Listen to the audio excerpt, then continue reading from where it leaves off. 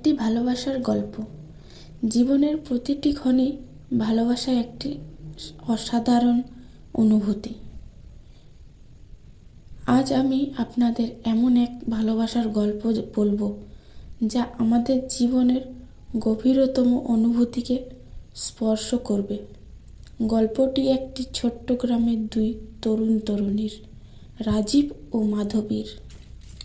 গ্রামের এক সাধারণ কৃষকের ছেলে সারাদিন মাঠে কাজ করেই তার দিন কেটে যেত। অন্যদিকে মাধবী ছিল গ্রামের স্কুলের শিক্ষক মশাইয়ের মেয়ে। মাধবী ছিল চঞ্চল ও প্রাণবন্ত, আর রাজীব ছিল শান্ত এবং সংযত। দুই বিপরীতধর্মী মানুষের মাঝে কিভাবে এক অদ্ভুত ভালোবাসা জন্ম হলো, সেটাই এই গল্পের মূল বিষয়। গ্রামের পুকুরের ধারে প্রতিদিন সকালে রাজীব মাঠে কাজ শুরু করার আগে বসে থাকত। সে দেখত মাধবী তার বন্ধুদের সঙ্গে হাসি খুশিতে পুকুর পাড়ে দিয়ে হাঁটছে। মাধবীর মিষ্টি হাসি রাজীবকে মোহিত করত। একদিন মাধবী হঠাৎ রাজীবের দিকে তাকিয়ে মুচকি হেসে বলল, তোমার নাম কি? রাজীব প্রথমে একটু লজ্জা পেলেও বলল, আমার নাম রাজীব।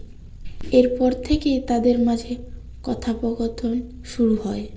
ধীরে ধীরে সেই কথোপকথন বন্ধুত্বের রূপ নেয়, আর বন্ধুত্ব থেকে গভীর ভালোবাসায়।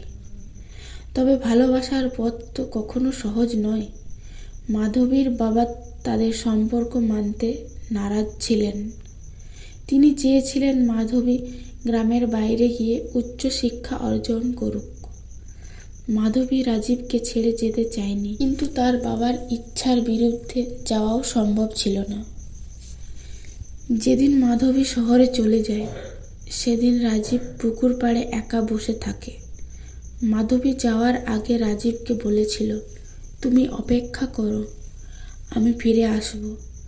রাজীব সেই কথা মেনে অপেক্ষা করতে থাকে। বছরের পর বছর কেটে যায়। মাধবী শহরে পড়াশোনা শেষ করে চাকরি পায়।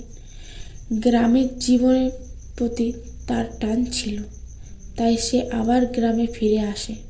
ফিরে এসে দেখে রাজীব এখনো আগের মতোই তাকে ভালোবাসে। তারা আবার একসঙ্গে নতুন করে জীবন শুরু করার স্বপ্ন দেখে। মাধবী বাবা তাদের ভালোবাসার দৃঢ়তা দেখে শেষমেশ তাদের সম্পর্ক মেনে নেন। গ্রামের মন্দিরে সবার উপস্থিতিতে তাদের বিয়ে হয়। তাদের ভালোবাসার জীবনের সকল বাধাকে জয় করে এক নতুন শুরু করে। এই গল্প প্রমাণ করে, সত্যিকারের ভালোবাসা কোনো বাধা মানে না। ত্যাগ, বিশ্বাস এবং ধৈর্য নিয়ে এগিয়ে গেলে ভালোবাসা সবসময় জয়ী হয়। গল্পটি পুরো দেখার জন্য ধন্যবাদ।